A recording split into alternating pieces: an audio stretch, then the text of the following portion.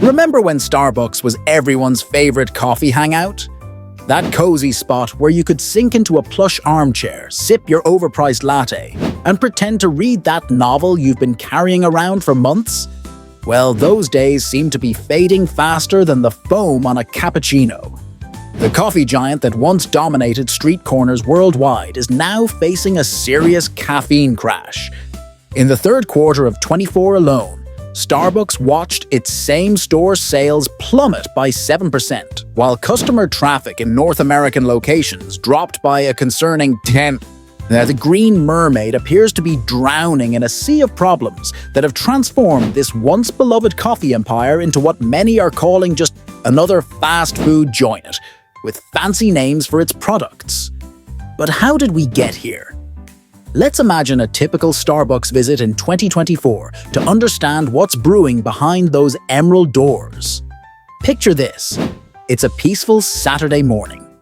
You've just finished running errands, and your energy tank is hitting empty. A Starbucks sign beckons from across the street, promising that familiar comfort you remember from years ago. You step inside expecting the warm, inviting atmosphere that Starbucks built its reputation on. That famous third place between home and work. Instead, you're greeted by, well, not much at all. The cozy armchairs, gone. Those intimate little nooks perfect for reading or catching up with friends, vanished. In their place stand a few uninviting wooden stools lined up against a window counter, surrounded by a sea of empty space that feels more clinical than comforting. No. Your memory isn't playing tricks on you. Starbucks really did look different before. The company literally built its empire on creating a European-style cafe experience, a community gathering spot where people could linger for hours while enjoying quality coffee. So what happened? The pandemic, for one. When COVID-19 hit, Starbucks had to pivot quickly. A business model centered around people congregating indoors suddenly became unsustainable. The company shifted focus to drive-through and mobile orders, allowing customers to get their caffeine fix without risking viral exposure. By late 23, mobile orders accounted for 30% of all purchases. As coffee seekers adapted to grabbing and going, Starbucks noticed all that comfortable seating was collecting dust and collecting cleaning costs. Many locations decided those cushy chairs and tables weren't worth the expense anymore. According to the company's CFO, Rachel Rary, while only 1% of stores were pickup only in 2023, a whopping 7% had become drive-through operations, with most prioritizing drive-through customers over in-store patrons. Only 29% of locations remained traditional cafes, and even those had fewer places to sit. Back to your Saturday coffee run? You approach the counter, relieved to see only one person ahead of you. Your relief evaporates when you hear them order, "I'd like an iced venti caramel macchiato, 15 pumps of vanilla syrup, made with heavy whipping cream, barely any ice, 1 shot, add whip, extra caramel drizzle." And yes, this is an actual order Starbucks baristas have complained about making. While waiting, you scan the menu board and feel your eyes glazing over. Hot coffees, iced coffees, frappuccinos, refreshers, teas, cold brews. The options seem endless. That's because they practically are. Starbucks now offers over 100 drink options, not counting food items and the dozens of customizable add-ons. The company has expanded far beyond its coffee roots into lemonades, energy drinks, and elaborate concoctions that take considerable time to prepare. Finally, it's your turn to order. Except, nobody seems to notice you standing there. The 2 baristas behind the counter are frantically preparing drinks, but they're not for anyone actually in the store. Mobile and drive-through orders now represent more than 7% of Starbucks sales across its 900 company-operated US stores, out of 16,300 total locations. What began as a pandemic survival strategy has transformed into Starbucks' dominant business model, and it's creating problems. Kate Lamberton, a marketing professor at UPenn's Wharton School, observed that Starbucks accommodated a global challenge with a solution that worked really well for a time. But now they need to fundamentally rethink the value they offer so they don't become a quick-service fast food place. Meanwhile, you're still waiting at the counter, watching the barista assemble a seemingly endless stream of mobile orders. Why should people who aren't even present get priority over customers who took the time to visit in person? It's a question more and more Starbucks patrons are asking, and one the company hasn't satisfactorily answered. When the barista finally acknowledges your existence, there's no friendly banter or warm smile, just an efficient but impersonal transaction. You take your receipt and join the crowd waiting for drinks. If you're annoyed, imagine how the baristas feel. An internal survey conducted at over 10,000 US locations revealed that only 30% of staff believe their store has adequate staffing. In other words, there's a 2/3 chance you're ordering from employees who are overworked, overstressed, and juggling multiple roles simultaneously. One former barista wrote about her experience at 3 different locations. Due to understaffing, partners like me were often doing multiple roles or positions at a time. I often felt pushed to my limit and filled with stress and anxiety because we were short-staffed during a shift, and I couldn't keep up with customer demand. Eventually, you hear something vaguely resembling your name called out. It used to be endearing when baristas creatively misspelled Amazon cups, but now there's just a machine-printed label with your butchered name. Another personal touch lost to efficiency. As you settle onto your uncomfortable stool, you glance at your receipt and nearly spill your precious liquid gold. $6 for a venti latte? That can't be right. But it is.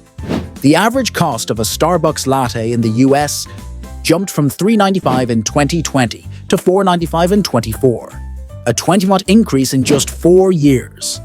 During a period when consumers worldwide have been battling inflation, Starbucks decided to raise prices while simultaneously reducing the quality of the in-store experience.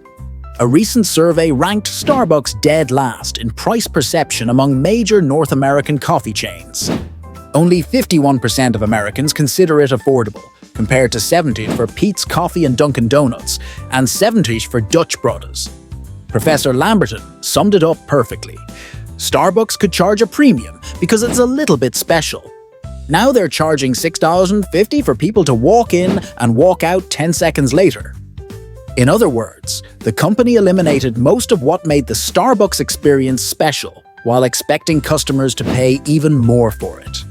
People willing to pay premium prices for quality coffee experiences aren't disappearing. They're just going elsewhere. Independent local coffee shops offering personal service, comfortable seating, and genuine ambience are attracting former Starbucks loyalists. And there's no shortage of alternatives.